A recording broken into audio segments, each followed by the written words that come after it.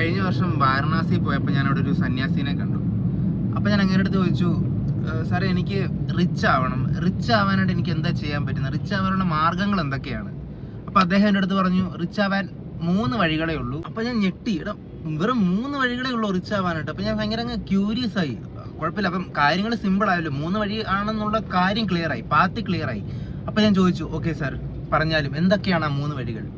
അപ്പോൾ അദ്ദേഹം പറഞ്ഞ കാര്യം മോനെ ഞാൻ ഞെട്ടിപ്പോകണം, ഞാനങ്ങ് ഇല്ലാതായി. എൻ്റെ അടുത്ത് പറഞ്ഞ 3 കാര്യങ്ങളാണ്. ആദ്യത്തേതായിരുന്നു ഏൺ ഇറ്റ്. അപ്പം ഞാൻ അങ്ങനെ അടുത്ത് ചോദിച്ചു, എന്തുവാ സന്യാസി ഇത്, ഏൺ ചെയ്ത് വേണം റിച്ച് ആവണമെന്നൊക്കെ എനിക്കറിയാം, ഇത് പുതിയ കാര്യങ്ങളെല്ലാം ആണെന്ന് ചോദിച്ചു.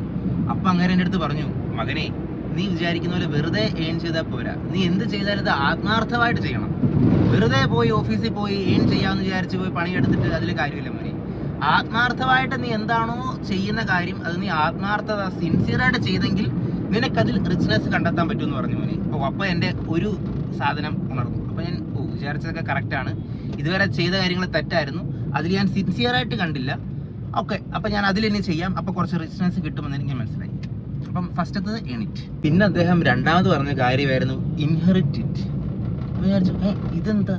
ഞാൻ ചോദിച്ചു, സാറേ ഇൻഹെറിറ്റ് ചെയ്യാനായിട്ട് എനിക്കൊന്നും കിട്ടിയില്ല, പൈസയായിട്ട് എനിക്കൊന്നും ഇൻഹെറിറ്റ് ചെയ്ത് കിട്ടിയില്ലെന്ന് പറഞ്ഞു. അപ്പം അങ്ങേര് പറഞ്ഞു, മകനെ ഇൻഹെറിറ്റ് ചെയ്യുമ്പോൾ നിനക്ക് പൈസ തന്നെ വേണമെന്നില്ല. മെയിൻ റിച്ച്നെസ് എന്താണെന്ന് വെച്ചാൽ നിനക്ക് പേരൻസിൻ്റെ കിട്ടുന്ന അനുഗ്രഹം, അവരുടെ ആശീർവാദം, പിന്നെ അവർ നിനക്ക് അവരുടെ നന്മകൾ, അതൊക്കെയാണ് മെയിനായിട്ടുള്ള റിച്ച്നെസ്. അവരുടെ പേര്, അവർ ചെയ്ത നന്മ, അതും നിനക്ക് ഇൻഹെറിറ്റ് ചെയ്ത് കിട്ടാൻ പറ്റും. അതാണ് രണ്ടാമത്തെ മെയിൻ കാര്യം. അങ്ങനെ എന്തെങ്കിലും നിങ്ങൾക്ക് ഇൻഹെറിറ്റ് ചെയ്ത് കിട്ടണമെങ്കിൽ നിങ്ങൾ ആദ്യം ചെയ്യേണ്ട കാര്യമാണ് മോനെ, നിങ്ങൾ അവരെ വെറുപ്പിക്കരുത്. അവർ പറഞ്ഞു ഇവർ പറഞ്ഞു എന്ന് പറഞ്ഞ് നിങ്ങൾ നിങ്ങളുടെ പേരൻസിനെ വെറുപ്പിച്ചു, അവരോട് ക്രിട്ടിസൈസ് ചെയ്ത് അവരുടെ അടുത്ത് വഴക്കിട്ട് വെച്ചാൽ മോനെ കിട്ടാനുള്ളതൊന്നും കിട്ടത്തില്ല.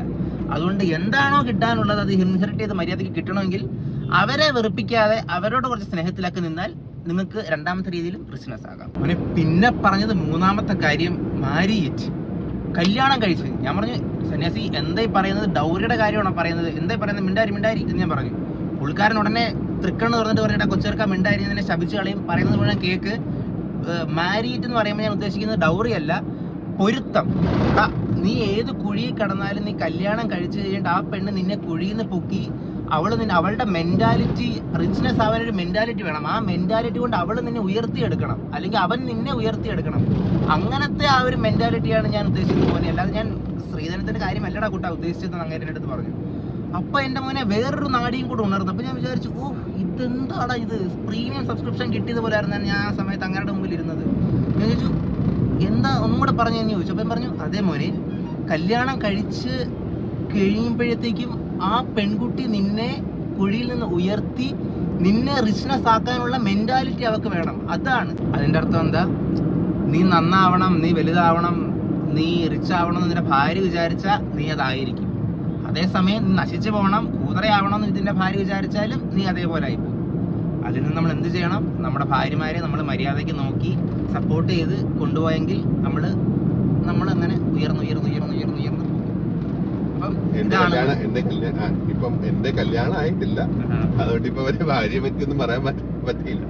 പക്ഷെ മുന്നിലായാൽ ഞാൻ എങ്ങനെ മുന്നേറി ചെയ്ത് പോകും. അതുകൊണ്ട് അങ്ങനെ അത്. അപ്പൊ ഇതാണ് എൻ്റെ അടുത്ത് സന്യാസി പറഞ്ഞു തന്ന 3 പ്രധാനപ്പെട്ട കാര്യങ്ങൾ റിച്ച് ആവാനുള്ളത്. ഇത് ശ്രദ്ധിച്ച് കേൾക്കണടാ മോനെ.